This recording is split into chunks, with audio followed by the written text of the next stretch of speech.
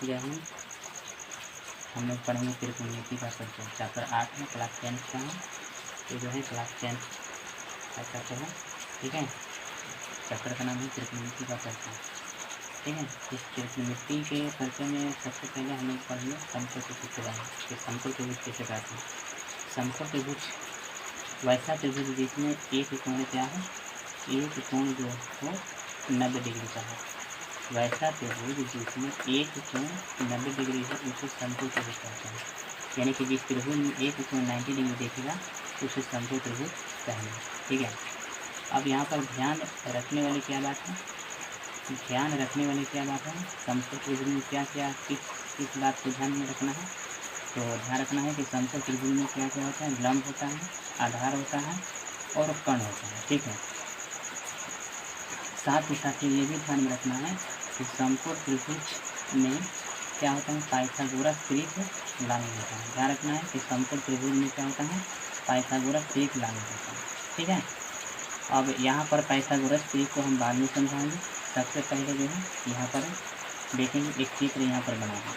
इस चित्र में जो है सबसे जो बड़ी भुजा है AC, ये कर्ण होगा, ठीक है, जो कि 90 डिग्री के सामने वाला ये भुजा होता है।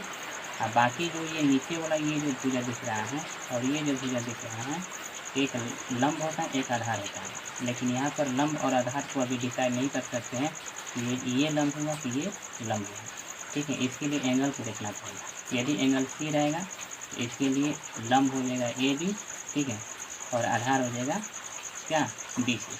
तो वहीं पर यहाँ पर लिखे हैं चित्रानुसार, ठीक है। यानी इस चित्र के अनुसार क्या, एंगल C के लिए जो एंगल C है, ये एंगल C, इसके लिए AB जो होगा ये लंब होगा, AB क्या होगा, लंब होगा। जो भी कोण यहाँ पर पूछेगा इसके जस्ट सामने वाला जो भुजा होगा वो लंब होगा, ध्यान रखना। यदि इस कोण के बारे में कोई पूछेगा तो इस कोण के सामने वाला ये लंब हो जाएगा, यानी कि BC लंब हो जाएगा, ठीक है। BC इस कोण के लिए क्या होगा, आधार होगा। और AC तो सबसे बड़ी भुजा है, ये कभी चेंज नहीं होता है। चेंज क्या होता है, लंब और आधार, ये भुजा और ये भुजा, ठीक है। दूसरा एग्जाम्पल को समझिए। उदाहरण 2 को देखा जाए। उदाहरण 2 यहाँ पर हम लिए हैं, दूसरा उदाहरण लिए हैं। दूसरा उदाहरण में क्या है, एंगल B जो है ये समकोण, ठीक है। जब एक कोण 90 डिग्री दिखेगा तो ये समकोण त्रिभुज कहलाएगा। समकोण त्रिभुज में अब यहाँ पर क्या सवाल पूछ रहे हैं कि त्रिभुज ABC में कोण A के लिए बताना है। कोण A के लिए इसके बारे में बताना है कि इस यहाँ पर यदि कोण A रहेगा तो इसके लिए लंब क्या होगा और आधार क्या होगा। तो ध्यान रखना है कोण A के लिए तो जो भी कोण पूछेगा उसके जस्ट सामने वाला भुजा जो होगा लंब होगा। तो यहाँ पर कोण A पूछ रहा है तो BC क्या हो जाएगा, इसके जस्ट सामने वाला भुजा BC है, तो BC क्या हो जाएगा, लंब हो जाएगा, ठीक है। और AB क्या हो जाएगा, आधार हो जाएगा। और AC क्या हो जाएगा, ये कर्ण हो जाएगा, ठीक है। समझ में आ गया। तो ठीक इसी तरह जो है एग्जाम्पल 3 हम आप लोगों को दे रहे हैं।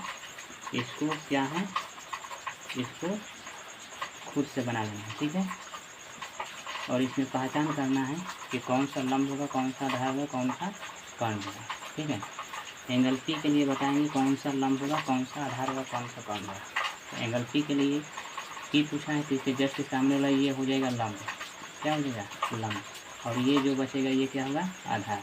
और ये क्या होगा, ये कर्ण होगा, ठीक है। पाइथागोरस त्रिक क्या होता है। पाइथागोरस त्रिक में जो त्रिक आ रहा है, त्रिक मतलब इसमें 3 होता है।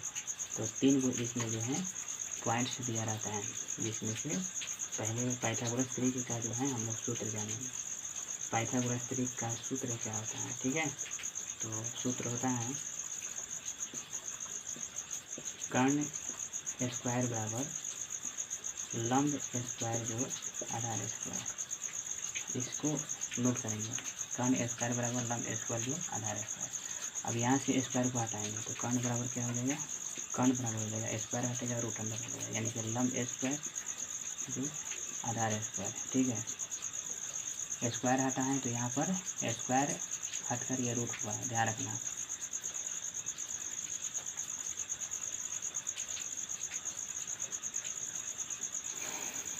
एग्जाम्पल लेते हैं। एग्जाम्पल में जैसे मान लेते हैं कि यदि लंब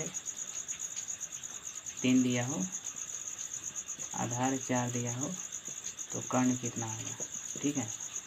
कर्ण कितना होगा। तो इसके लिए क्या करेंगे, हम सूत्र यूज करेंगे। कर्ण बराबर सूत्र क्या होता है, कर्ण बराबर होता है रूट अंडर लंब स्क्वायर जो आधार स्क्वायर। इसी सूत्र से निकालना है। तो लंब कितना है, इसमें लंब कितना है 3 है, आधार कितना है 4 है। तो 3 का स्क्वायर कर देना है और 4 का स्क्वायर कर देना है। ठीक है, तो 3 का स्क्वायर कितना हो जाएगा 9 और 4 का स्क्वायर 16, यानी कि 16 9 25 और 25 के वर्ग में कितना होता है। तो यहाँ से जो है कर्ण निकल गया कितना 5।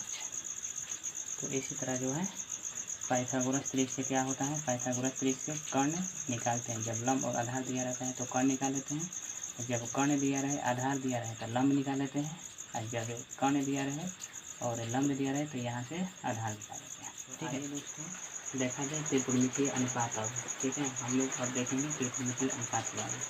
तो त्रिकोणमितीय अनुपात क्या होता है, त्रिकोणमितीय अनुपात जो होता है 6 गो होता है, जो कि निम्नलिखित है, जिसमें से पहला है साइन, दूसरा कॉस, तीसरा टैन, चौथा है कॉस, उसके बाद पाँचवा है सेक और छठा है कॉसेक।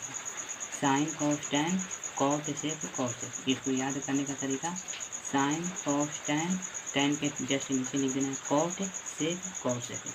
अब यहाँ पर इसको हम इस प्रकार क्यों लिखवा रहे हैं, इसको इस प्रकार इसलिए लिखवा रहे हैं क्योंकि टैन जो होता है कॉट का उल्टा होता है। टैन और कॉट एक दूसरे के अपोजिट होते हैं, कॉस सेक एक दूसरे के अपोजिट होते हैं, साइन कॉसेक एक दूसरे के अपोजिट होते हैं। अपोजिट यानी उल्टा होता है। ठीक है, यानी कि साइन और टैन थीटा और कॉट थीटा ये दोनों का गुणनफल एक होता है। ठीक है, तो यहाँ से एक सूत्र बन गया टैन थीटा गुना कॉट थीटा बराबर 1। ठीक है, ये पहला सूत्र हो गया। ठीक उसी प्रकार कॉस थीटा सेक थीटा दोनों को गुना करते हैं तो इसका भी मान कितना आता है 1। तो दूसरा सूत्र हो गया कॉस थीटा गुना सेक थीटा बराबर 1। और तीसरा होता है साइन थीटा का उल्टा क्या होता है कॉसेक थीटा, तो साइन थीटा गुना कॉसेक थीटा बराबर 1। ठीक है, तो इसको नोट कर लेंगे, इसको किसी भी हाल में नोट करना है क्योंकि इसके आगे जो है हम लोग प्रश्नावली स्टार्ट करने वाले हैं। ठीक है, प्रश्नावली 8.1। और साथ ही साथ यहाँ पर एक इम्पोर्टेंट चीज़ यहाँ पर हम लिख दिए हैं जो कि इसको भी नोट कर लेना है। यहाँ पर है कि पाइथागोरस त्रिक पर आधारित क्या होता है शॉर्ट ट्रिक होता है। अब शॉर्ट ट्रिक ये बड़ी काम का है, बहुत ज़्यादा यूज होता है। ठीक है, इसमें क्या होता है कि लंब आधार और कर्ण का इसमें रिलेशन दिया रहता है जो कि निकालने की ज़रूरत नहीं होता है। इसमें ऑलरेडी यदि याद रहेगा तो तुरंत क्वेश्चन बन जाएगा। जैसे यदि लंब 3 दिया रहेगा, आधार 4 दिया रहेगा तो कर्ण 5 मिलेगा, यानी 3 4 5 का रिलेशन होता है। ठीक है, यदि लंब 5 दिया रहेगा, आधार 12 दिया रहेगा, चाहे लंब 12 दिया रहेगा, आधार 5 दिया रहेगा तो कर्ण हो जाएगा 13। 5 12 13 का रिलेशन होता है। उसके बाद 3 का है दुगुना किए हैं, 4 का दुगुना किए हैं, 5 का दुगुना किए हैं तो 6 8 10 का रिलेशन होता है। उसके बाद इस 3 का 3 में गुना किए हैं, 4 को 3 में गुना किए हैं और 5 को 3 में गुना किए हैं। ठीक है, 9 12 15 का रिलेशन होता है। और उसके बाद ये 5 का ये गुना किए हैं, 5 में 2 से गुना किए हैं, 12 में 2 से गुना किए हैं, 13 में 2 से गुना किए हैं तो 10 24 24 का रिलेशन होता है। उसी प्रकार 8 है 15 17 का रिलेशन होता है। यदि लंब 8 दिया रहे, आधार 15 दिया रहे तो कर्ण कितना हो जाएगा 17। ठीक है, इसको नोट कर लेंगे, एकदम भी दिया है। ठीक है,